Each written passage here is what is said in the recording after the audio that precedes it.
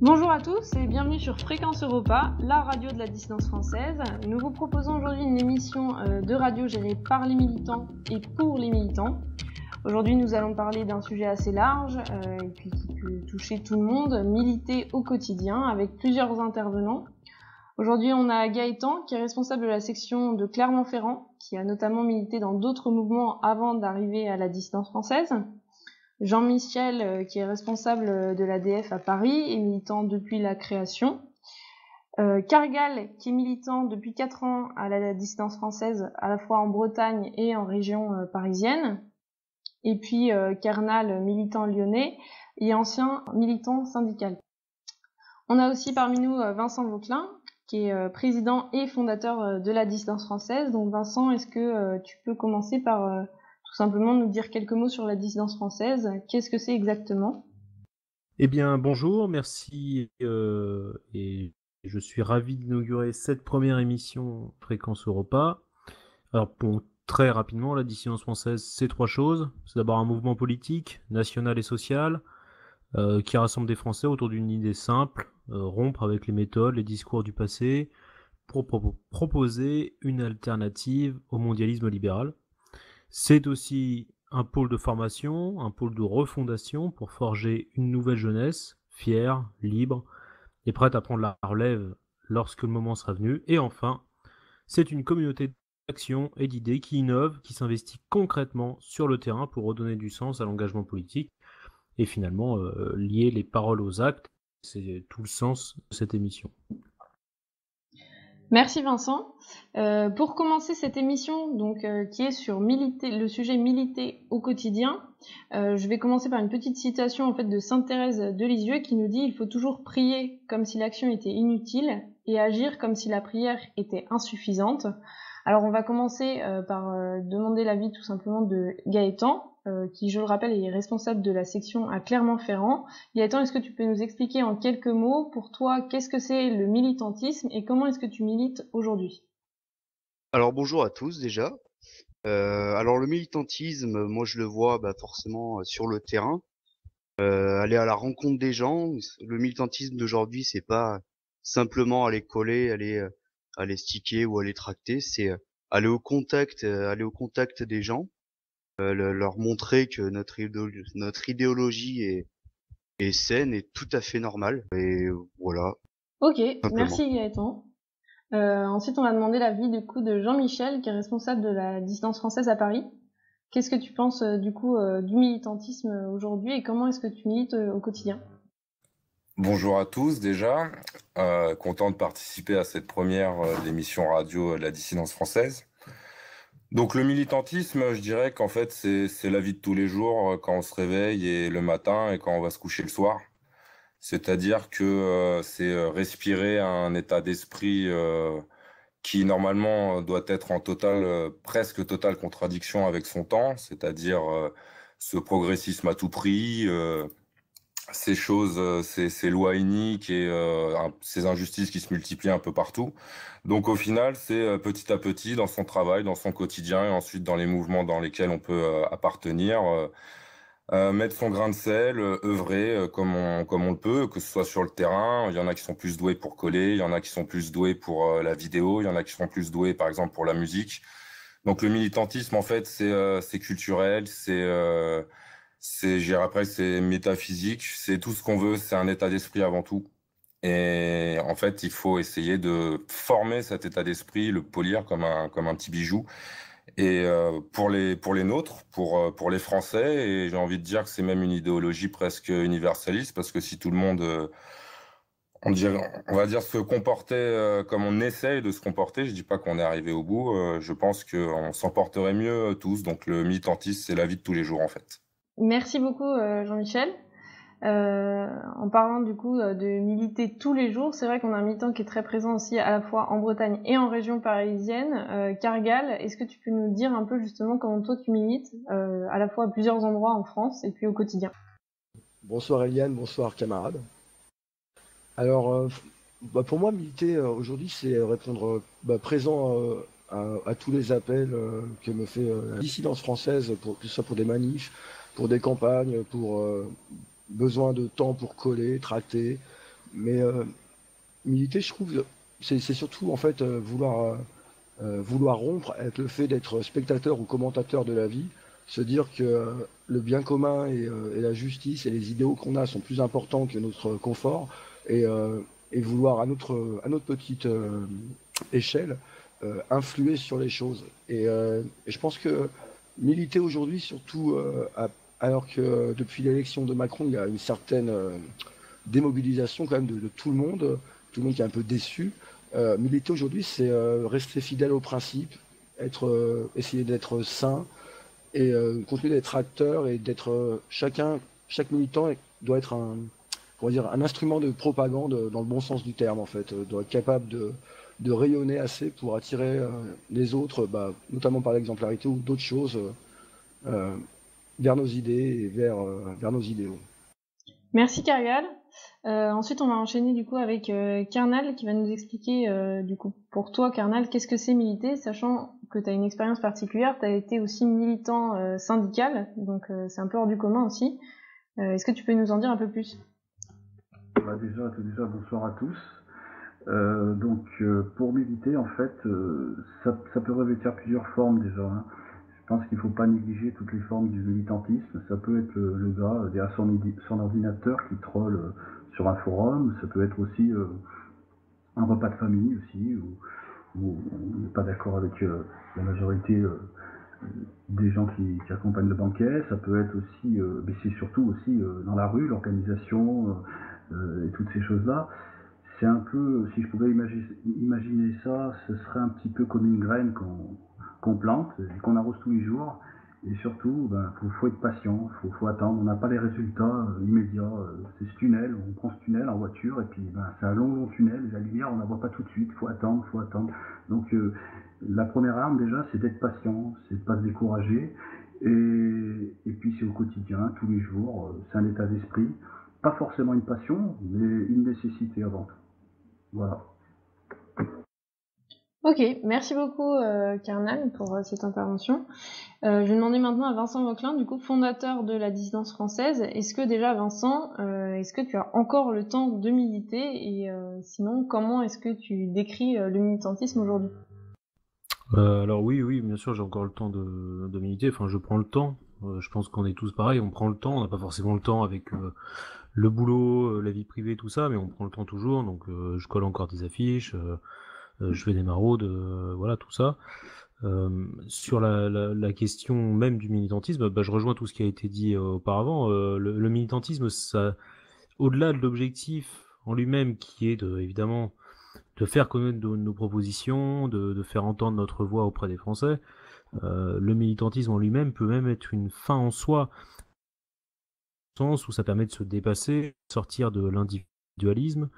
Ça permet de se faire connaître, y compris son terrain, son secteur, sa ville, de tenir la rue d'une certaine façon. Parce que si c'est pas nous qui le faisons, ça sera d'autres, et certainement pas avec les mêmes idées que nous. Et puis voilà, le militantisme aussi, c'est une manière de rendre concrètes des propositions politiques, entre guillemets, abstraites. Je pense par exemple évidemment à la préférence nationale. Quand on dit préférence nationale, c'est un mot. Derrière ça, il y a une proposition politique qui est très claire, c'est les nôtres avant les autres, et on a été parmi les premiers à le mettre en œuvre, concrètement avec des distributions alimentaires aux Français de la rue. Voilà, donc le militantisme, c'est énormément de choses, et puis effectivement, comme disait Jean-Michel, c'est un mode de vie aussi, c'est une attitude, c'est une forme d'exemplarité à cultiver, même si c'est loin d'être facile dans le monde moderne. Donc voilà ce que je pourrais dire sur le militantisme. Ok, super. Et ça me permet du coup d'enchaîner directement en fait sur la première partie de l'émission qui est consacrée en fait sur le militantisme au quotidien. Donc comme tu dis Vincent, le militantisme c'est un mode de vie. Est-ce qu'il y en a un parmi vous qui veut peut-être commencer à témoigner de son expérience personnelle? Comment est-ce que vous arrivez à jumeler militantisme et vie privée? Jean-Michel, responsable de la dissidence française à Paris, est-ce que tu peux nous en dire un peu plus sur ton cas par exemple? Déjà, en fait, le militantisme, c'est tout simplement je pense, c'est celui qui arrête de se cacher. C'est celui qui va commencer à assumer ses idées, que ce soit dans la sphère familiale ou dans la sphère professionnelle.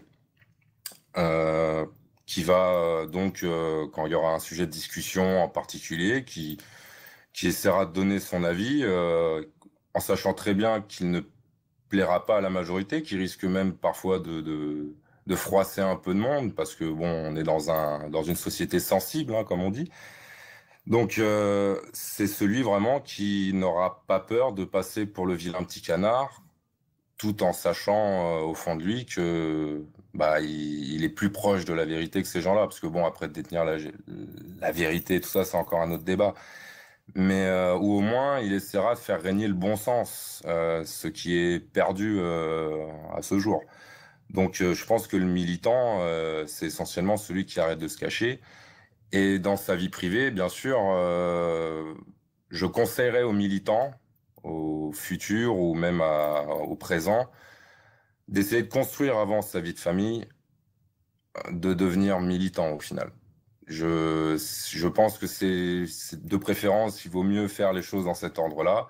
Sinon, après, rien n'empêche de construire une vie de famille en même temps, mais il faut savoir que ça sera certainement un peu plus dur, ça pourra prendre un peu plus de temps et ne pas s'enfermer aussi dans le milieu pour essayer de construire sa vie de famille. C'est aussi, je pense, assez nocif parce que bah, dans le milieu, c'est une petite sphère, tout le monde se connaît et ça peut vite devenir malsain. Donc, de préférence en dehors du milieu. Ok, c'est vrai que c'est pas bête du tout d'essayer de militer en commençant par sa vie personnelle. J'ai une première question en fait pour vous. Effectivement, c'est pas toujours évident de militer au quotidien, même en commençant par sa propre famille. Par exemple, Vincent, je vais commencer par toi. Je sais que tu es issu d'un milieu qui est plutôt, on va dire, à gauche. Comment est-ce que toi, dans ta vie personnelle, avec ta famille, tu as réussi peut-être soit à convaincre ou au moins à essayer de dialoguer, en fait, à aborder le sujet du militantisme et de tes convictions politiques? Alors, disons que déjà, il y a une chose à prendre en compte, c'est qu'un militant nationaliste ou un militant patriote, c'est pas un militant comme les autres. Bon, évidemment, je suis pas objectif quand je dis ça, mais il se trouve que les idéaux et les propositions que nous sommes les seuls à porter dans le milieu politique sont celles qui sont les plus adaptées au réel. Et d'une certaine façon, finalement, le plus grand militant de tous les temps, c'est le réel. Et il y a énormément de gens qui, effectivement, sont issus de la gauche, ou de l'extrême gauche, ou même de la droite, on va dire, de la droite molle, de la droite libérale, de la droite Wauquiez, tout ce que vous voulez, qui en fait ont été convaincus non par un militant ou par un tract, mais d'abord et avant tout par le réel, par la confrontation au réel. Ça peut être n'importe quoi, ça peut être un ras-le-bol fiscal, ça peut être une agression dans le métro, voilà. Donc ça c'est une première chose à prendre en compte, je pense. Et puis deuxièmement, on va dire qu'on fait un choix politique, y compris qu'on le fait jeune, puisqu'effectivement moi j'ai commencé à militer dans les rangs, on va dire de gauche, en tout cas de gauche radicale, puisque j'étais proche de la mouvance anarchiste, on va dire, dans mes très jeunes années. Euh, on fait rapidement un cheminement en faisant des rencontres, en comprenant, en participant à des manifestations et en comprenant que les acteurs de ces manifestations sont loin d'être honnêtes. Et voilà, à un moment donné, on se pose des questions, on fait des lectures, et puis on fait son propre cheminement. Donc je pense que tous les cheminements des militants sont différents. Et puis suite à ça, on fait des choix en conscience. Et ensuite, bah, voilà, par rapport à ses proches, ça passe ou ça passe pas. Petit à petit, voilà, évidemment, quand c'est la famille, c'est des questions plus difficiles, puisque bon, on va pas se couper de sa famille, surtout quand on est militant nationaliste, pour des questions idéologiques. C'est quelque chose qui serait contradictoire, presque. Même si, évidemment, c'est pas toujours facile. Merci Vincent. Est-ce que, par exemple, Gaëtan, tu peux nous en dire un peu plus, toi, sur ta situation? Est-ce que dans tes proches, ta famille, tout le monde partage tes idées ou pas forcément? Bah moi, avec des discussions, notamment avec ma mère, ça a réussi à passer. Alors, très difficile, c'est des longues discussions, mais et j'ai réussi à lui montrer, gérer la vérité, tout simplement. Avec mon père, c'est beaucoup plus compliqué parce que lui, c'est un militant syndical et il est toujours dans l'optique de dire c'est la meilleure solution. La solution est dans l'extrême gauche, quoi. Donc c'est point de vue là, quoi. Avec mon père, c'est très compliqué. Ok, je sais que Étienne, toi aussi, t'as eu, on va dire, un historique dans le milieu un peu à gauche. Est-ce que tu peux nous en dire aussi un peu plus là-dessus? Oui, en fait, bon, j'ai jamais milité dans des associations de mouvements de gauche, mais c'est vrai que je suis un pur produit des années 80, donc j'ai grandi avec le SOS Racisme, j'ai grandi avec toute la propagande multiculturelle, et ma famille était de droite molle, RPR, et catholique moderniste, mais pas plus rappliquant que ça. Et du coup, bah, forcément, à l'adolescence, euh, j'ai connu des gens qui étaient complètement l'inverse et j'ai un peu fait ma crise. Et du coup, c'est vrai que j'ai passé pas mal de temps bah, à fréquenter j'ai à moitié honte d'avance, les trucs comme la fête de l'UMA, à signer des pétitions pour la libération d'Abdel Chemoul, ce genre de trucs, quoi. Et pendant longtemps, j'étais un espèce d'idiot utile, comme on dit. Hein. Je- J'étais un pur produit de la maçonnerie, on va dire. C'était je voulais jouir, la liberté, je fais ce que je veux, être rebelle, c'est ça la vie, tout ça. Et puis un jour, eh ben, on se rend compte qu'il y a quelque chose qui ne va pas. Et moi, personnellement, le déclencheur, ça a été le mondialisme. Et Jean-Michel et Vincent en avaient déjà parlé dans leur émission chez Conversano. Le mondialisme, dès qu'on commence à tirer la pelote, plus on tire, plus on apprend, plus on remonte aux sources. Et au final, ça change complètement une vie. Et comme je disais avant, en fait, on se dit que voilà, on sait pourquoi le monde cloche, donc du coup, on a envie d'être acteur et non plus juste spectateur de la chute qu'on vit tous les jours. Et pour essayer au moins bah, de faire ce qu'on peut, quitte à perdre, au moins perdre avec panache, mais en tout cas ne pas rester inactif face à la décadence du monde moderne et face à la dégénérescence de notre époque qui est complètement aliénante sur plein de sujets, autant sociétal que politique. Merci beaucoup, Kargal. Kernal, est-ce que toi aussi, tu as eu un déclencheur particulier qui a fait que tu t'es dit un jour, il faut que j'aille militer? Et si oui, quel était-il? Oh bah ouais, j'ai milité très tôt, puisque j'ai commencé en 1993 dans mon boulot, quoi, dans le syndicat CGT. Ensuite, bah, j'ai pris la tête du syndicat pendant pas mal de temps.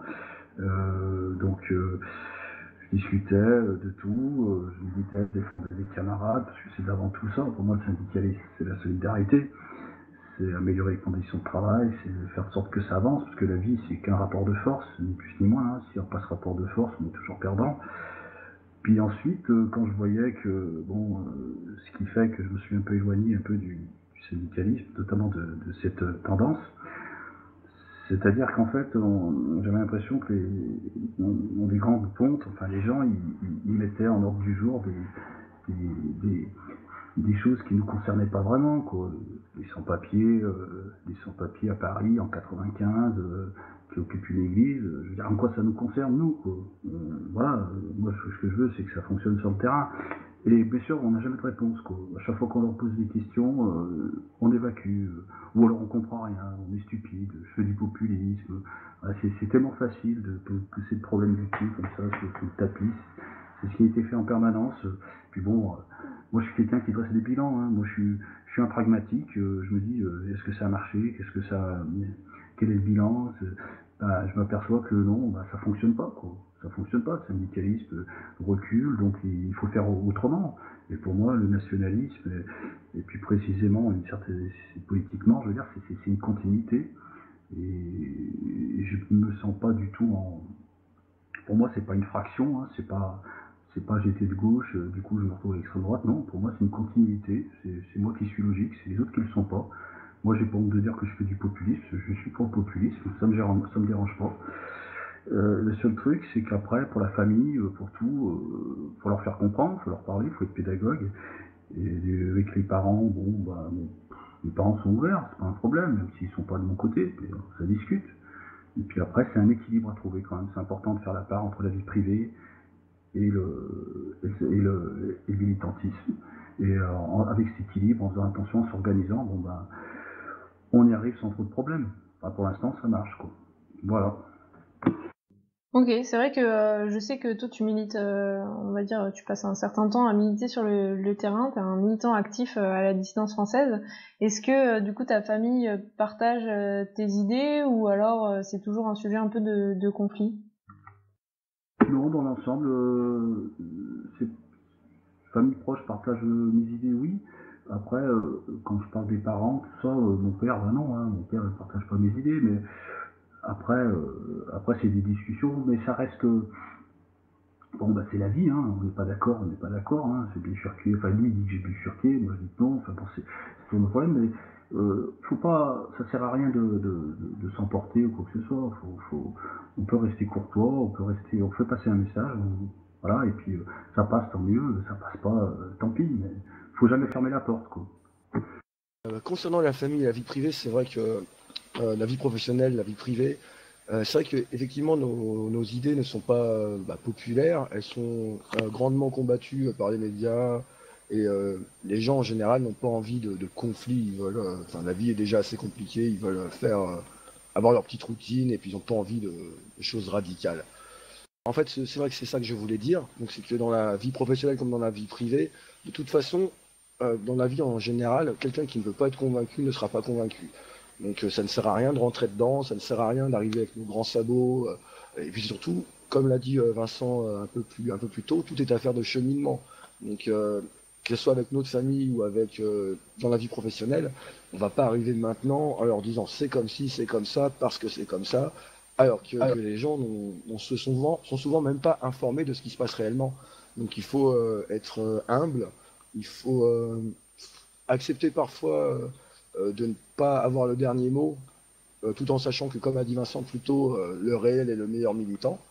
Et puis après, essayer de ne pas s'ostraciser, parce que je crois qu'aujourd'hui, le vrai problème du militant nationaliste, identitaire, patriote, surtout de notre époque, c'est de s'enfermer dans un ghetto et de se couper du monde réel. Et au final, ça serait très mauvais pour la personne en tant que telle et pour tout le monde. C'est surtout ne pas être aigri en fait. C'est vrai que effectivement, on aimerait une meilleure situation, on aimerait que ce soit plus juste, plus logique, mais en fait, faut pas être aigri, faut toujours être, comme disent les jeunes maintenant, frais. C'est-à-dire rester enjoué. Je veux dire, on peut se jouer des absurdités des autres, comme a dit Étienne, rester humble et surtout ne pas s'enfermer dans une logique qui fait que ils peuvent pas comprendre, c'est tous des cons. Le problème, c'est que tous ces cons-là, c'est ce qui représente les nôtres. Et à un moment donné, faudra bien accepter que c'est une affaire de pas à pas et qu'il y en a qui sont pas capables tout de suite parce qu'ils grandissent dans voilà, il y a le film Matrice et la logique qu'ils ont, ils ne sont pas capables de comprendre les enjeux mondiaux et la disparition à terme des nations pour ne laisser que des empires au pôle sud et au pôle nord. Donc voilà, il faut essayer de faire ça avec humour, avec pédagogie, rester patient. Et c'est une affaire de tous les jours. Et petit à petit, il faut aussi savoir apercevoir la progression. Tiens, il y a des fois, cette personne, elle n'aurait pas dit ça quelques mois en arrière. Là, elle s'autorise. On doit être ceux aussi où l'espace de liberté en communication est le plus prégnant. C'est-à-dire que même si on entend des absurdités, on doit laisser libre cours à la liberté d'expression, j'ai envie de dire, hein, pour parler un peu gauchiste. Pourquoi? Parce que nous sommes les premiers à être privés de liberté d'expression et qu'on serait vraiment, entre guillemets, contradictoire en l'interdisant aux autres. Par contre, il faut savoir s'en servir pour mieux rebondir et attaquer justement sur les opinions en prenant des exemples et en essayant de convaincre, tout en sachant que des fois, c'est pas possible, c'est pas le temps, comme l'a bien rappelé Étienne. Voilà. Oui, oui, en fait, je voulais dire aussi, je ne sais pas si mes camarades sont d'accord, souvent dans les milieux nationalistes, justement, on a tendance à dire que tous ceux qui comprennent pas, qui adhèrent pas à nos idéaux sont des veaux au mieux ou alors des traîtres, de tout ce qu'on veut. Mais pour certains, c'est tout à fait vrai. Mais au final, comme on en discutait plus tôt, les gens en fait ne veulent pas s'investir. Les gens, ils veulent juste leur confort, ils veulent juste poursuivre leur vie. Et au final, ça n'a rien de choquant dans le sens où c'est comme ça depuis la nuit des temps. Quand les paysans donnaient leur servitude à leur seigneur local, leur seigneur les protégeait, leur permettait de prospérer, de vivre de leurs récoltes. Aujourd'hui, c'est pareil. Quand des gens votent pour un président, des députés, ils votent pour quelqu'un qui leur promet un cadre pour prospérer, un cadre pour avoir du travail, pour pouvoir élever leurs enfants, etc. Le gros malheur, c'est qu'aujourd'hui, de toute façon, ce contrat-là n'est plus respecté, quoi, dans le sens des dirigeants. Mais c'est pour ça qu'il ne faut pas trop en attendre, et je pense, et surtout ne pas trop se couper des gens, même si parfois leurs opinions sont vraiment dérangeantes, et même si parfois ils peuvent se révéler des ennemis de par leur côté idiot utile. Faut pas oublier aussi que c'est ces gens-là qui font partie de notre peuple, comme disait Jean-Michel, et que ceux qu'on peut sauver, faudra les sauver, quoi.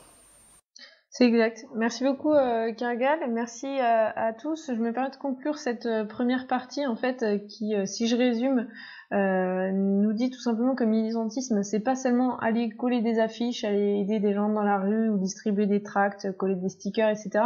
Mais c'est essentiellement, en fait, militer au quotidien auprès de sa famille, de ses proches, discuter, échanger, pas toujours être dans l'agressivité, et puis, bien sûr, faire preuve de diplomatie. En tout cas, c'est ce que je retiens de cette première partie. Je vous remercie, on va faire une courte pause musicale et on reviendra juste après pour parler de l'exemplarité. Est-ce que l'exemplarité est peut-être la meilleure action militante aujourd'hui? Merci à tous et à tout à l'heure.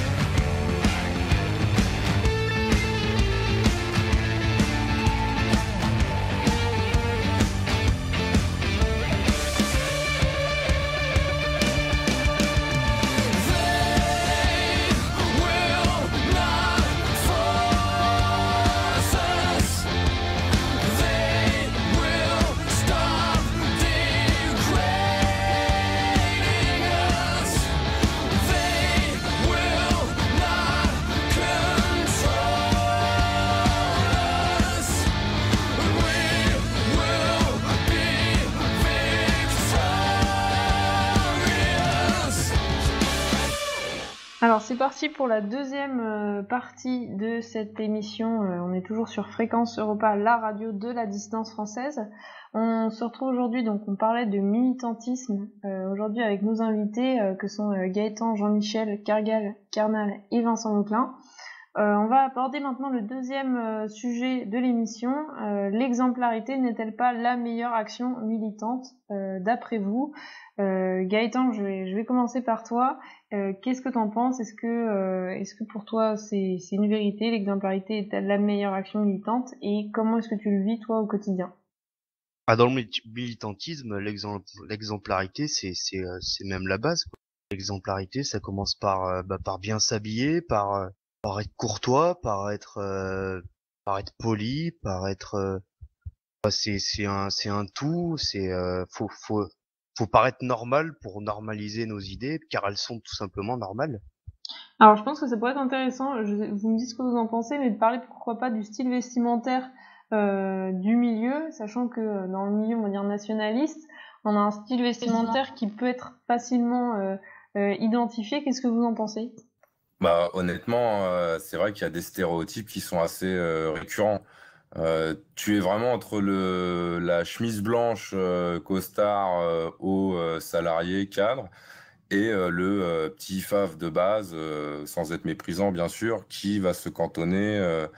Alors ça change, il y a Bombers maintenant, c'est les vestes Fred Perry, Lansdale, mais dès qu'ils peuvent sortir les Rangers, c'est l'occasion. Enfin ça, c'est surtout les jeunes qui arrivent et qui ont même pas 2 ans dans toute cette sphère et qui vont reproduire directement les mêmes clichés auxquels on les cantonne depuis 30, voire même 40 ans maintenant. Mais c'est vrai qu'il a fait surface un autre type de mode pour entre guillemets, le FAF. C'est un peu plus ce qu'on appelle le casual, qui est un peu plus stylisé. Là, il y a même des marques, hein. Bon, c'est pas forcément français, mais comme on va dire Torstenard, Asgardarian, des choses comme ça, qui commencent à faire des choses stylisées avec des messages pour les initiés qui sont facilement reconnaissables, qui sont assez plaisants en fait à porter.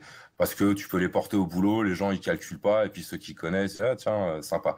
J'en profite aussi pour faire une petite pub aussi pour la Drop Zone 451, la boutique officielle partenaire de la dissidence française, qui fait des t-shirts qui sont justement, comme tu le disais Jean-Michel, tout à fait portables en fait au quotidien et qui véhiculent Bien quand sûr. même un message un peu dissident qui est assez intéressant. Et justement, oui, il y a quand même des petits Français qui commencent à se dire que culturellement, il y a du travail à faire là-dessus. Et donc, Vincent Vauclin, qui est à l'initiative de ce projet-là, qui est le sien, avec Drop Zone 451, qui justement, voilà, on peut être nationaliste et être fun et ne pas tomber justement dans purement le symbolisme, je suis ceci, je suis cela. Non, laisse un peu de mystère, développe un petit peu tes œuvres, tes sensibilités, et tu verras qu'il y a des choses à faire pour justement les initier. Ça, justement, ça te permet de créer une forme de communauté déjà. Ah tiens, on se reconnaît, tu vois, un peu même comme les francs-maçons, hein, faut y aller clairement, hein, tu vois, et qui se font des saluts bien particuliers pour se reconnaître. Voilà, il faut aussi se créer une forme de communauté parce qu'on peut pas toujours être en plein jour, se dire ceci, cela. Voilà, on doit aussi parfois être discret, mais en même temps pouvoir se reconnaître le plus aisément possible. Et ça commence à se développer dans le milieu. Et entre guillemets, j'espère que ça va même sortir un petit peu du milieu parce que c'est le but. Je suis d'accord avec tout ce qu'a dit Jean-Michel, hein, je ne vais pas revenir dessus. Et je rebondis plus par rapport à ce que disait Gaëtan, dans le fait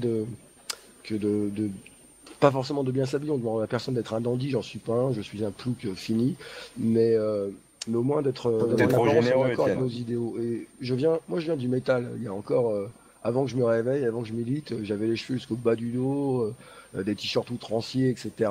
Puis j'étais très content de cracher à la gueule de la société en choquant le bourgeois avec mes petits t-shirts tête de mort, etc., etc. Mais en fait, l'évolution, elle se fait naturellement aussi. À partir du moment où on commence à militer, on commence à avoir des idées comme les nôtres, je pense qu'on ne peut plus, ou alors c'est difficile, continuer à rester dans une apparence vestimentaire débraillée, et parce que ça ne va pas avec nos idées. De toute façon, on veut normalement, le style vestimentaire est en accord avec l'esprit. si l'esprit a un idéal, on peut pas on peut pas avoir un look de punk à chien en étant nationaliste. Ça me Ouais, c'est semble un très tout. difficile. C'est un tout, hein, de toute façon. Hein. Ouais, c'est vrai, c'est un tout. Justement, je pense que à travers l'ADF, Vincent, t'as essayé d'instaurer un espèce de style à la fois vestimentaire, mais surtout sur le design, l'esthétisme, le visuel, etc. Est-ce que tu peux nous en dire un peu plus là-dessus? Est-ce que pour toi, le visuel, l'esthétisme, c'est une forme déjà de militantisme? Ouais, bah, en fait, déjà à la base, je voulais réagir à ce que disait Carigal, parce que bon, il faut savoir qu'à la base, moi, je suis formé en psychologie. En psychologie sociale, il y avait eu des expériences qui avaient été menées. Vous aviez deux groupes qui étaient tous les deux à un passage piéton. Et donc voilà, avec le feu rouge pour les piétons. Et dans le premier groupe, il y a un SDF qui traverse, la personne ne suit. Et dans le deuxième groupe, il y a voilà, quelqu'un avec un look cadre supérieur, voilà, qui traverse. Et là, voilà, vous avez la moitié du groupe qui va le suivre, parce qu'il y a des formes de représentation sociale qui vont influer sur les comportements. De manière générale, quand on est militant, il faut savoir que les masses, les gens de manière générale, ne sont pas guidés par la raison, c'est essentiellement par l'émotion en fait. Si je peux me permettre, ça me rappelle un certain dessin du dessinateur Marceau, je pense que la plupart connaissent ici, qui dit en fait convaincre, c'est avant tout savoir s'habiller, et il met en fait en face à face voilà un soldat de l'armée SS face à un punk à chien, en fait, ce qu'on appelle communément, avec un sweat débraillé, etc. C'est vrai que l'image est assez drôle en fait. Bah, l'ironie, pour rebondir là-dessus, c'est qu'en plus, justement, ceux qui feraient beaucoup de références à l'idéologie SS, ou enfin voilà, tout ce qui est culture d'Épinal autour de ça, image d'Épinal, la plupart du temps n'ont même pas, entre guillemets, l'esthétisme que pouvaient avoir ces soldats, quoi qu'on en pense. Donc, je veux dire, c'est ça qui est assez pervers, c'est que ils, ils idéalisent quelque chose qui, la plupart du temps, ils ne connaissent pas vraiment, mais en plus, ça se représente pas sur eux, en fait. C'est assez pervers, je trouve, comme système. Je suis globalement d'accord avec ce que vous venez de dire, mais il faut quand même reconnaître qu'on se sent quand même bien quand on est bien habillé, on se sent toujours mieux quand même. Alors on fait ça pour soi, mais c'est aussi en même temps pour justement accompagner une certaine idée. Quand on explique quelque chose, quand on parle à quelqu'un, on est toujours quand même plus écouté que si on était, j'enfonce des portes ouvertes, hein, débraillé, mais en même temps, ça en accord, c'est vrai que c'est en accord un peu avec le bien-être quand même, le fait d'être bien habillé, parce que toute l'année au boulot, on est habillé, bon, de façon un petit peu décontracte, ou en uniforme, ou en peu de travail. Et très souvent, j'ai remarqué que les gens qui s'habillaient mal, les punks à chiens, souvent c'est des fils de bourgeois, quoi, très souvent. Parce qu'en fait, comme ils peuvent être habillés avec des affaires très chères tous les jours, ben pour eux, le dimanche, samedi et le dimanche, pour eux, c'est bien un peu d'être en tenue dégueulasse, alors qu'un ouvrier, lui, ben, le dimanche, samedi et le dimanche, quand il sort, quand il va voir des gens, ben, il faut qu'il soit bien habillé. Et c'est quand même, je sais pas si je me fais bien comprendre, mais c'est pas anodin, quoi. L'aspect vestimentaire n'est pas anodin du tout. Ces jeunes bourgeois, comme tu dis, qui vont s'habiller comme des punks à chiens, en fait, je pense, hein, en toute humilité, qui retranscrivent une certaine culpabilisation, en fait, presque d'être, on va dire, dans l'oisiveté, hein, faut dire les choses. Exactement, c'est comme les insoumis qui croient que ça fait rebelle d'être habillé de manière dégueulasse, avec un maillot dégueulasse à l'Assemblée nationale. C'est ça. Ben non, ça choque les gens du peuple. Moi, personnellement, je trouve ça ridicule et grotesque. Et c'est les mêmes qui vont parler de dignité, qui la plupart du temps ne portent même pas la dignité sur eux-mêmes, en fait. Parce que c'est une certaine estime de soi, c'est rien à voir avec l'esprit de supériorité ou quoi que ce soit. Mais je veux dire, c'est au moins se dire que tu es quelqu'un et tu as une image, un minimum à respecter auprès de toi-même pour commencer, et ensuite auprès des autres par respect. Et Si ces tu gens-là crois pas, exactement, si tu crois pas en toi, comment veux-tu que les gens croient en toi, en fait, les autres croient en toi. Si toi-même tu crois pas en toi, je veux dire, ça me paraît tellement. Et c'est là où ils veulent te forcer, en fait, à croire. En fait, c'est ça. C'est là où tu bascules dans. Si, tu vas croire en moi malgré que j'ai une apparence de cafard puant, en fait. C'est là où tu rentres vraiment dans la dictature, mais pas celle qu'on a connue. C'est la pure dictature de la pensée.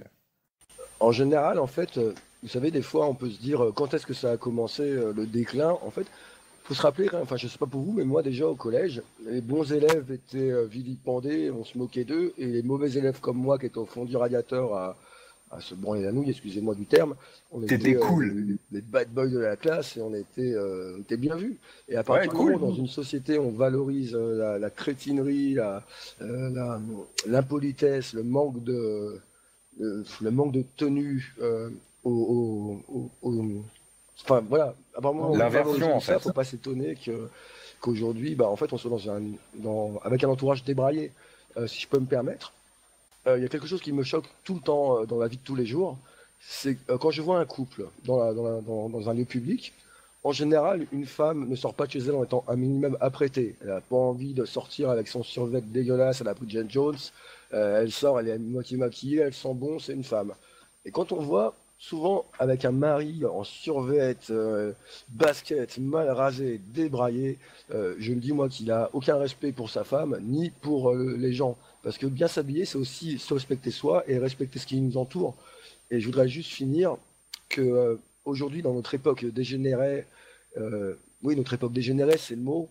Une des premières vidéos de la DF qui m'avait marqué, c'était celle où on parlait de l'homme debout parmi les ruines et le fait en citant le concept d'Evola. Et c'est exactement ça. On est dans une époque dégénérée si nous-mêmes, en tant que militants, on n'est pas capable de faire preuve d'une certaine tenue, c'est pas la peine. Mon grand-père m'a toujours dit, lui, il n'est jamais descendu à un repas de famille sans costard cravate. Alors, je dis pas qu'il faut aller jusque-là, mais au moins être propre Mes et respects. que notre style vestimentaire soit une représentation des idéaux qu'on entend porter. Et j'ajoute, pour reprendre ce qu'on disait justement sur la France Insoumise, etc., je sais pas si vous vous souvenez, au moment de la polémique sur la cravate à l'Assemblée, etc., Zemmour avait justement écrit un texte, je crois que c'était Zemmour qui écrit, que voilà, la France Insoumise dénonce la cravate et le costard comme une domination capitaliste, Patriarcal. etc. Voilà, et alors qu'en fait, les premiers à s'être approprié ça, c'était précisément les Jaurès et autres syndicalistes, justement pour donner de la dignité au combat des travailleurs. Et donc, la France Insoumise, qui limite débarque en survêt à l'Assemblée, voilà, balaye tout cet héritage-là. Mais de manière générale, ouais, pour reprendre sur le design et l'imagerie, c'est vraiment fondamental. On peut pas prétendre à représenter une alternative au monde moderne si on n'est pas capable comment dire, d'insuffler toute cette doctrine, toute cette vision du monde surtout, à travers une esthétique particulière. C'est pour ça qu'à la dissidence française, on travaille énormément sur cet aspect esthétique. Et donc pour reprendre ce que disait Kierkegaard, dans un livre qui s'appelle Orientation, et voilà, parler des hommes de l'ordre. Et les hommes de l'ordre, en fait, n'ont même pas spécialement besoin de prêcher pour leur paroisse, entre guillemets. Simplement, le simple fait de les voir, on sait qu'a priori, ils sont de ce mouvement-là. C'est pas possible autrement, en fait, simplement par leur attitude, par leur tenue. Pas forcément leur tenue vestimentaire, mais leur tenue tout court, quoi. Voilà, c'est pas des gens qui vont traîner la jambe, c'est pas des gens qui vont être bourrés en soirée. Enfin, c'est des gens qui se tiennent bien, qui ont une certaine élégance, qui ont une certaine dureté aussi. C'est pas des gens qui se plaignent tout le temps, etc. Et je trouve que cette vision-là, qui est une vision qu'avait essayé aussi d'exprimer Dominique Vénère à plusieurs reprises, c'est une vision qui doit nous servir d'exemple pour nous en tant que militants de manière générale et de militants de la dissidence française en particulier. Après, je rajouterais, on n'est pas non plus des puritains et il faut savoir aussi, enfin, le français, voilà, il a un temps pour tout, un temps pour le travail, un temps pour la famille, un temps, il y en a pour les maîtresses, un temps, voilà. Il sait normalement partager son temps, hein, on fait une idée générale de la chose, mais on n'est pas des puritains et on doit être, voilà, en apparence très bien, mais ça n'empêche pas qu'on va s'autoriser à boire un ou deux verres, qu'on va s'autoriser quelques clopes, ou enfin, voilà, faut pas non plus, on reste français et on a quand même une certaine culture qui fait que on sait aussi s'amuser, il faut pas oublier ça, quoi. On dit pas qu'on est guindé avec le martini 2 olives à chaque soirée, en train de se tenir le petit doigt, tu vois. C'est être bien habillé, être présentable et aussi savoir s'amuser, hein. On sait faire les deux et il faut entretenir les deux. C'est vrai que si je peux me permettre juste de compléter aussi ce que disaient à la fois Karnal et Kierkegaard aussi, c'est vrai que je trouve que notamment en plus dans moi en tant que femme, je pense que pour une femme c'est d'autant plus important le fait justement de s'apprêter, etc. Parce que tout simplement en fait quand on est une femme déjà, bon effectivement on a tendance à parler trop, etc. Mais si on veut se faire vraiment entendre et aussi se faire regarder, c'est vrai qu'il faut avoir une certaine classe, une certaine allure, etc. Et c'est un non-dit, mais c'est évident, et pour toutes les femmes, hein, tout simplement celles qui ne prennent pas soin d'elles, ça se voit et elles vont tout simplement pas attirer l'attention. Donc je pense que le mouvement politique c'est aussi ça en fait, avancer des arguments politiques, c'est aussi savoir justement séduire, et pour être séduisant, il faut avant tout se faire remarquer, et voilà, c'est important. Ouais, je voulais simplement dire que en fait ce que tu disais là, ça a l'air d'une banalité, mais en fait aujourd'hui c'est même ça devient militant, parce qu'on voit que les féministes hystériques revendiquent une forme de non-féminité exacerbée. Voilà, à la limite il faut se promener en clochard dans la rue pour pas être oppressé par le patriarcat. Ça devient de la folie furieuse, parce que et finalement ça, très curieusement, ça rejoint l'idée un peu islamique du corps de la femme qui doit pas être montré et qui finalement qui doit être caché. Sauf qu'en l'occurrence pour les filles, il doit être dégueulasse. Mais ça rejoint un peu ça. Alors c'est vrai que c'est une période assez curieuse, et effectivement le simple fait pour une femme d'être une femme devient un acte révolutionnaire en fait aujourd'hui. C'est ça qui est vraiment paradoxal. Ouais, et puis aussi, enfin, faut dire, moi je vois, je suis dans une autre association sportive.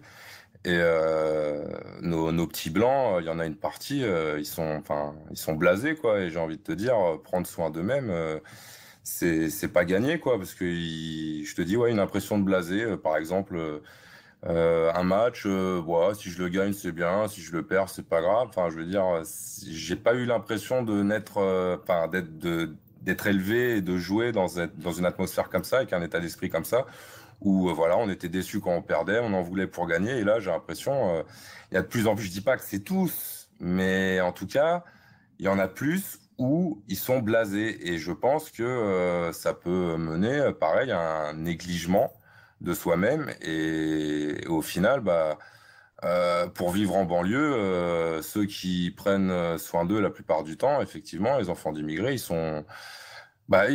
bizarrement, ils ont pas perdu un certain bon sens, hein, ça doit être un instinct, et nos jeunes à nous, l'instinct, ils le perdent plus aisément dans tout ce qui est jeux vidéo et abstraction, entre guillemets, du réel, qui fait que là, il y a du retard qui est pris, quoi, et c'est vrai que ça fait un peu flipper.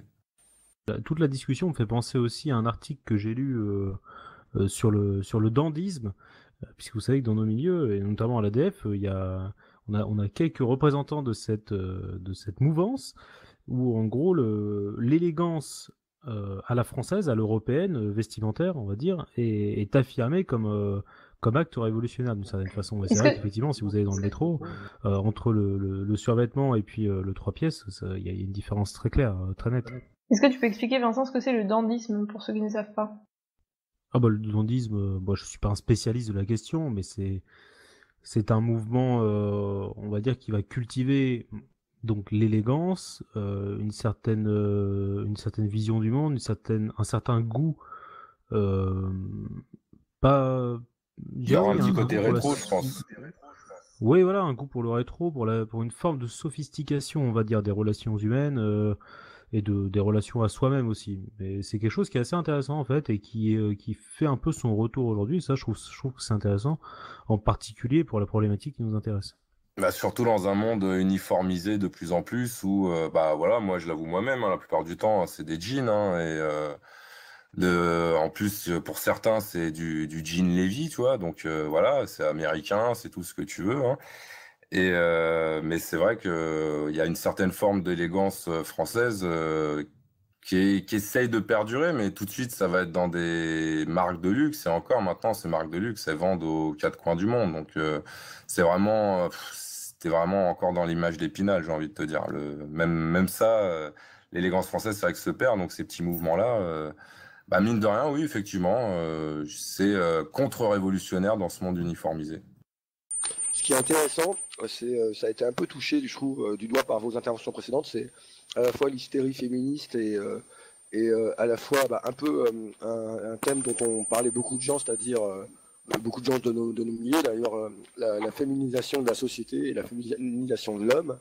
Et effectivement, comme disait Vincent, aujourd'hui, être une femme tout simplement, ne pas être une hystérique aux cheveux bleus avec des poils sous les bras, c'est déjà militer.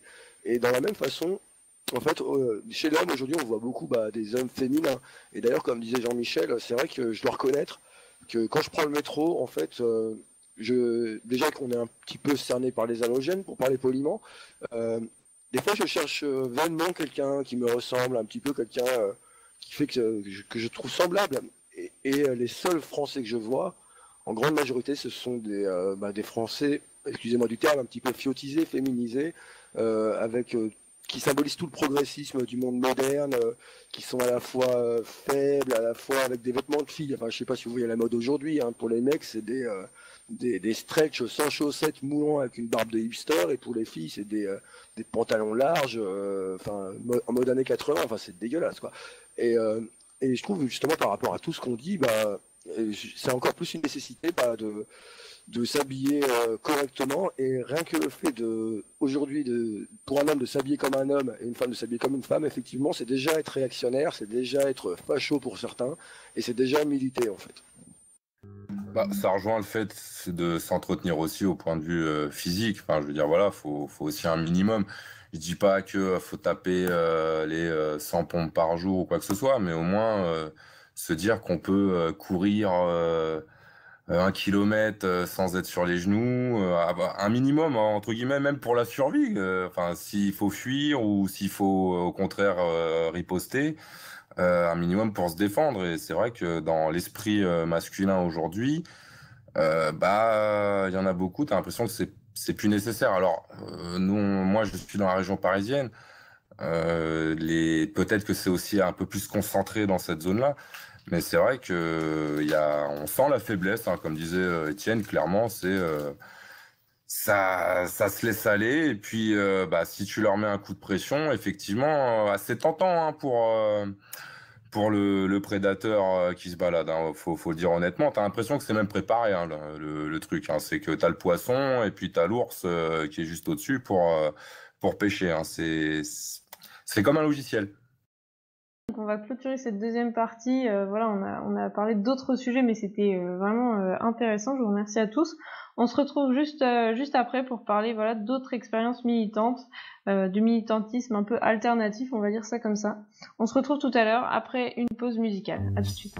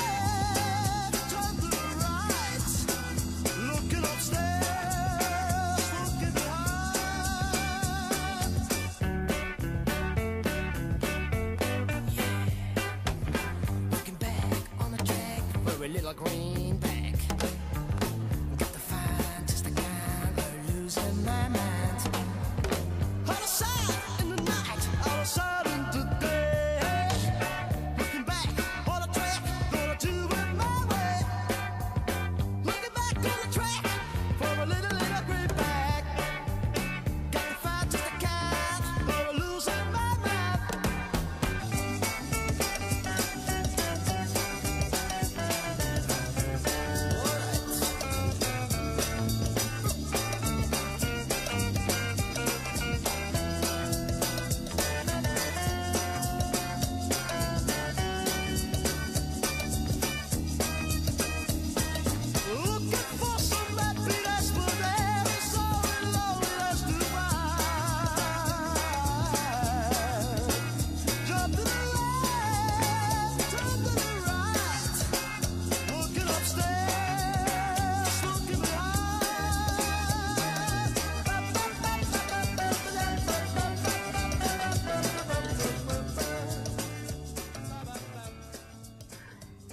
nous revoilà pour la troisième partie de cette émission, donc Fréquence Europa, la radio de la dissidence française. On est toujours avec Gaëtan, Jean-Michel Cargal, Kernal et Vincent Vauquelin qui nous parlent aujourd'hui des expériences militantes. Donc cette troisième partie, justement, c'est spécifiquement sur vos expériences militantes à vous. Est-ce que vous avez des anecdotes particulières à nous raconter? Je compte bien sûr sur Cargal parce qu'il a toujours des anecdotes passionnantes. Mais je vais commencer par t'interroger toi, Vincent. C'est vrai que notre positionnement, on va dire assez à droite, à la dissidence française, est pas toujours facile à défendre au quotidien. On est parfois, il y a certains nationalistes qui font des actions à la limite de la légalité. Quel est le positionnement de la dissidence française là-dessus? Est-ce que tu peux nous en dire plus? Oui, bien sûr. Disons que de manière générale, je pense pas qu'il y ait forcément besoin d'enfreindre la loi pour être efficace. Loin de là. Toutes nos actions à l'ADF sont toujours légales ou peut-être un peu borderline, mais jamais clairement dans l'illégalité. Tout simplement parce que moi, j'aime pas envoyer des gens au casse-pipe et je demanderai jamais à mes militants de faire quelque chose que je ferais pas moi-même. Et comme moi, j'ai pas spécialement envie d'aller en prison, voilà, j'envoie pas mes gars en prison, c'est normal. Et puis honnêtement, c'est pas utile. De manière générale, on peut faire énormément de bruit avec des actions parfaitement légales. Donc voilà. Et puis surtout, les médias n'attendent que ça, des débordements de la part de la vilaine extrême droite pour dire, vous voyez, je vous l'avais bien dit, Oui. que c'était ça le danger. Oui, c'est clair. Évidemment, il y a toujours un cliché véhiculé par les médias d'une extrême droite qui est violente. On connaît le triptyque, c'est la baston, la bière, les hooligans, machin. Voilà. Évidemment, il faut sortir de ce cliché, de ce schéma, et pour présenter une droite radicale qui renie rien du tout de ses idées, mais simplement qui a une façon différente de les approcher. Il faut faire du marketing, d'une certaine façon. C'est ce que j'avais essayé de développer avec la thématique de surfer l'âge de fer. Il faut être adapté à l'époque, évidemment. On va pas aborder les gens. Je sais pas, vous allez dans une fac, vous allez pas convaincre des jeunes en leur disant qu'il faut se battre pour la mémoire du maréchal Pétain ou pour restaurer le royaume social de notre Seigneur Jésus-Christ. Vous pouvez essayer, mais ça servira à rien. Il faut les aborder en étant adaptés à son auditoire. Nos adversaires, nos ennemis politiques, je pense à la droite financière ou à la gauche, ont recours au sondage, ont recours au marketing, ont recours à des agences de communication. Évidemment, on n'a pas ces moyens-là. En plus, la droite radicale, on va dire, n'a pas une tradition démocratique et électorale très prononcée. Ça ne nous empêche pas d'être intelligent et d'aborder la question avec intelligence et d'adapter notre discours en fonction de la communication, en fonction d'une cible, en fonction du marché, tout simplement. C'est triste à dire, mais c'est comme ça. Et à un moment donné, il faut être efficace. C'est le but de la propagande, c'est d'être efficace. C'est ce qu'avaient très bien compris les fascistes et les tenants de la révolution conservatrice dans les années 30, dans les années 20-30 en Europe. Comme anecdote marrante, Jean-Michel, on a une où j'étais là sur Paris, quand on collait les affiches, qu'on a eu affaire aux chrétiens d'Orient dans je sais plus quel bled, là. Ouais, c'est chaldéen, ça. Ouais. Oui, effectivement, on collait les affiches, donc immigration zéro, enfin tolérance zéro, enfin voilà, la dernière campagne. Et on a des jeunes, des quartiers qui sont venus nous voir en criant des choses que la pensée dominante réprouve beaucoup au sujet des musulmans. Faut savoir qu'ils ont été un peu exterminés, ou en tout cas ils sont en exode à travers le monde justement à cause de peuples qu'il faut bien dire musulmans, et ce qui fait que ils étaient complètement d'accord avec nous, et ça faisait plaisir à entendre quelque part. Ils crachaient pas dans la soupe. Je pense que déjà c'est un bon pas de franchi, c'est que ils savaient ce qu'ils devaient à la France, et c'est déjà beaucoup aujourd'hui d'entendre ce genre de discours, surtout de la part de jeunes, que des fois t'entendrais même pas de la part de tes propres jeunes, tes propres frères, quoi, ethniques. Donc voilà, ça faisait plaisir.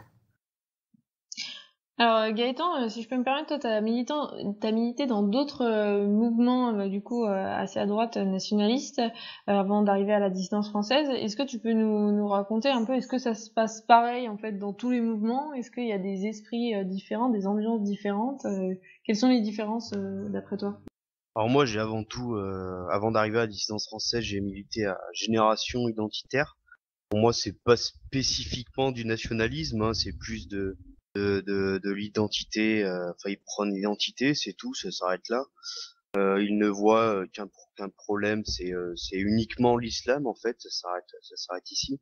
J'ai d'ailleurs eu des petits problèmes avec eux, notamment lors d'une sortie stickage avec leur fameux stick chassant les islamistes dans les rues de Clermont, où deux musulmans, hein, deux islamistes se sont arrêtés, nous ont vu sticker cet autocollant et sont sortis, nous ont attaqués au cri d'Allahu Akbar. Et donc on a réussi à les mettre à terre et à fuir. Et voilà, donc c'est la petite anecdote, mon petit vécu militant, quoi. Ouais, c'est pas toujours évident de militer sur le terrain. C'est vrai que comme nos positions sont assez radicales, on a tendance parfois à avoir des ennuis en fait directement sur le terrain avec les gens avec qui on discute, etc. On fait aussi parfois à la distance française des tractages. En fait, on discute directement avec les gens dans la rue. Peut-être ça se passe un peu mieux que d'être pris sur le fait, un peu comme l'anecdote que tu viens de nous raconter, Gaëtan. Toi, Karnal, est-ce que quand tu milites avec les gars de la zone dissidente de Lyon, est-ce que ça vous arrive, voilà, d'avoir des situations un peu cocasses Bah, moi, je pense que les meilleurs coups qu'on fait, c'est ceux qu'on n'a pas prévus, en fait. Je me souviens d'une après-midi où on devait faire une maraude.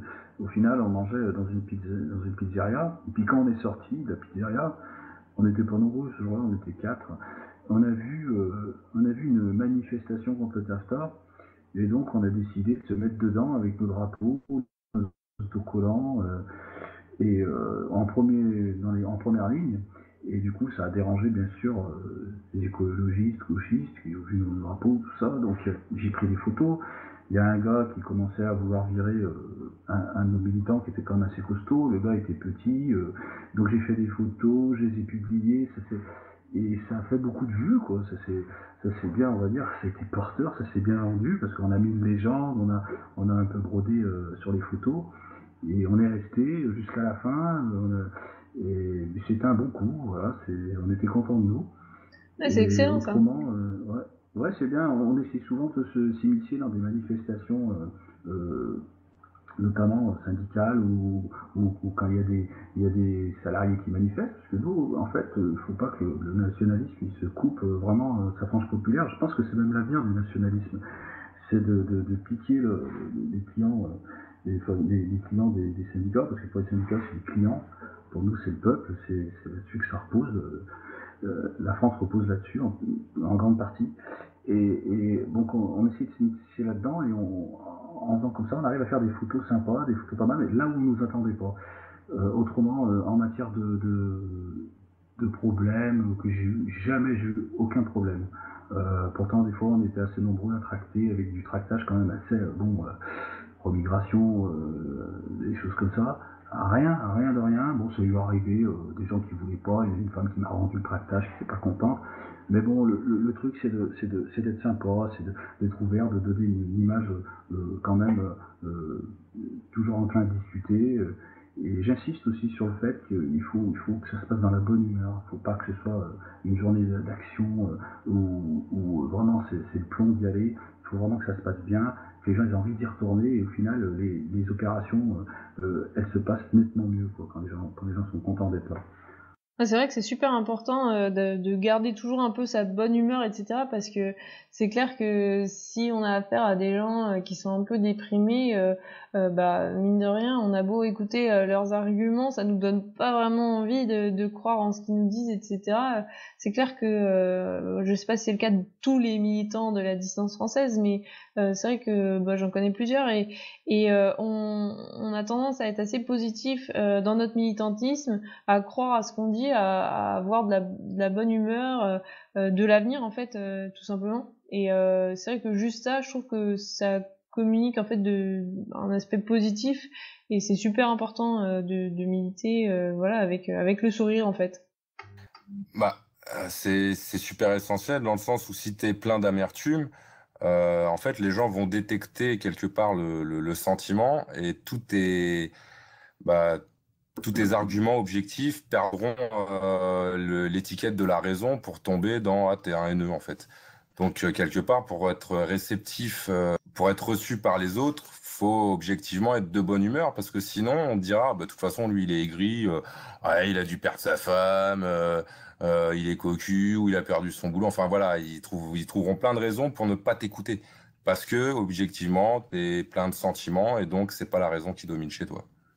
Ouais, Ouais, disons qu'en fait, j'ajouterais quand même que c'est important de militer, c'est la base, mais c'est aussi une communauté, la dissidence française. C'est-à-dire que quand il y a quelqu'un qui a un problème, par exemple un déménagement, qu'il n'y a pas beaucoup de monde, on va tous l'aider. On est à l'écoute aussi. Ça peut arriver que quelqu'un n'a pas le moral. C'est plus qu'un mouvement politique, ça doit être une communauté. Et ça, c'est primordial. Et là-dessus, je pense que par rapport à d'autres formations, c'est le plus qu'on a et qui fait que moi, je suis assez optimiste sur l'avenir. Donc voilà, ça c'est quand même important de le rajouter. Tout à fait. c'est la vie de tous les jours le militantisme, hein. Si tu veux que ta vie elle soit pourrie, effectivement, bah, sois aigri, sois plein d'amertume et ne construis rien. Par contre, si tu as envie de l'embellir, bah, ça commence par toi-même, hein. Tu l'as dit au début, Eliane. Voilà, charité bien ordonnée commence par soi-même, donc prends-toi en main. En fait, le militantisme aussi, je pense, c'est dépasser la première étape qui est celle de la réaction pour avoir envie d'être force de proposition. Et c'est ce qui manque beaucoup, je trouve, dans nos milieux. Alors déjà, il y a une chose qui m'agace profondément dans nos milieux, et je pense que certaines personnes, dont Jean-Michel ou Carnal, seront tout à fait d'accord, c'est que le milieu nationaliste se contente des miettes que le système veut bien lui laisser, c'est-à-dire les deux sujets anxiogènes que sont et l'immigration et l'insécurité. Et pour tout le reste, pour les domaines sociaux, culturels, économiques, il n'y a aucun, dans le milieu nationaliste, pas chez la dissidence française, il n'y a pratiquement aucune prise de position. Et limite, c'est un truc de gauchiste, quoi. On laisse ça aux gauchistes. Et c'est une grave erreur, je pense, parce qu'on ne convainc pas les gens et on ne gagne pas du terrain en étant seulement force d'opposition, mais en étant force de proposition et en proposant une alternative à ce monde qui est parfaitement gerbant, pour ma part, je trouve. Une image que j'avais adorée de Vincent, excuse-moi de te cirer les pompes, chef, c'est l'image de l'ADF comme sas de décontamination du monde moderne. Et je trouve que ça résumait tout à fait bien la chose. Ah ben, je t'en prie, Cariol, avec plaisir. Non, mais oui, effectivement, j'avais utilisé cette image-là parce que bah, vraiment le militant, enfin, en tout cas chez nous, moi je sais pas trop comment ça se passe dans d'autres mouvements parce qu'en fait j'ai jamais été adhérent à un autre mouvement, mais à la dissidence française, on essaie de prendre en charge le militant un peu toute l'année avec des événements annuels et puis régulièrement avec les actions. Et l'ensemble en fait essaie d'extraire le militant de son quotidien, d'une aliénation moderne, etc., sans pour autant lui bourrer le mou, sans pour autant faire dans la propagande, etc. Effectivement, je rejoins ce que tu dis avant sur le fait que bah, une des plus grandes forces de l'ADF, je pense que c'est sa sociologie. C'est-à-dire les gens qui sont chez nous, c'est plutôt des gens qui sont cool, qui ont des parcours différents, qui ont une ouverture d'esprit particulière. Et ça, évidemment, bah, ça fait toute la différence. Et on va puis, nous traiter de gauchistes. Bah ouais, ça évidemment, mais On s'en fout. on en a rien à cirer.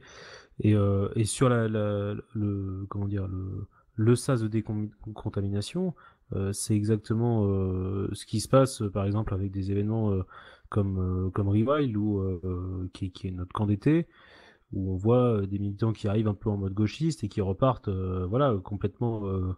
Bah, de toute façon, on repart tous de cet événement requinqué. On a passé un moment exceptionnel et puis ça soude des liens. C'est assez différent de ce qui peut se faire ailleurs, assez inédit, même si c'était pas gagné au début parce que c'était un peu un pari. Et je trouve que ça fonctionne bien. Et ce militantisme assez particulier qu'on développe chez nous, bah, ça fait ses preuves et ça permet de développer après l'aspect communautaire dont parlait Carnal. Où on va être autre chose que simplement des gens qui partagent des mêmes idées et puis une même cotisation. En réalité, on rétablit une forme de, comment dire, une chaîne de sens, une chaîne de symbolique. On réintroduit réellement le lien qui fait défaut au sein des Français. Finalement, on fait du communautarisme blanc, quoi, d'une certaine façon, mais sans même y penser. Vous savez, je vous l'avais déjà dit plus tôt, mais je me répète sans doute, plutôt d'autres jours. Quelquefois, j'ai des échos des gens extérieurs au militantisme, et même pas forcément tout à fait nationaux, comment ils voient l'ADF. Ils apprécient deux choses dans la dissidence française, et c'est à la fois qu'on reste au-dessus de la mêlée, qu'on rentre pas dans les petites querelles personnelles qui agitent le milieu. Et la deuxième chose, quand on parle de RIWAG, de cet esprit de camaraderie, de cet esprit de corps qui se forme, c'est particulièrement une réussite quand moi on me dit par exemple qu'il y a un événement nationaliste avec d'autres mouvements, on me l'a dit texto, les gars de la dissidence française, vous rayonnez. Les autres mouvements qui vous entourent sont comme ci, comme ça, ils sont peut-être très bien, mais vous, il y a vraiment on sent une espèce d'entente et de vraie camaraderie. Et je trouve que ça a cultivé, et puis de toute façon, il n'y a pas de raison que ça se perde. Ouais, c'est clair, c'est un truc que j'ai constaté, que j'ai même pas forcément voulu ou quoi que ce soit, mais qui s'est imposé en fait petit à petit avec les différentes personnalités qu'on co-construit l'ADF avec moi en réalité. Hein. Je pense à Jean-Mi, je pense à Nico, je pense à énormément de gens qui nous ont rejoints petit à petit et qui ont construit le mouvement, à chaque fois en donnant une teinte particulière, qui fait que voilà, finalement ça fait comme une mosaïque et c'est le visage de l'ADF quoi. Et ça, c'est quelque chose qui s'invente pas ou qui peut même pas se prévoir quoi. C'est un peu spontané et d'une certaine façon c'est assez beau. C'est très beau ce que tu viens de dire. On va terminer sur cette note-là, sur cette belle note. Sauf si quelqu'un a quelque chose de plus à rajouter. Je vous laisse 2-3 secondes pour me dire si vous avez des choses à ajouter. Je raconterai mes anecdotes bizarres une autre fois. Excellent, Cargal, j'en doute pas un seul instant. Et ben écoutez, merci beaucoup à tous. C'était très instructif comme émission. On a appris plein de choses.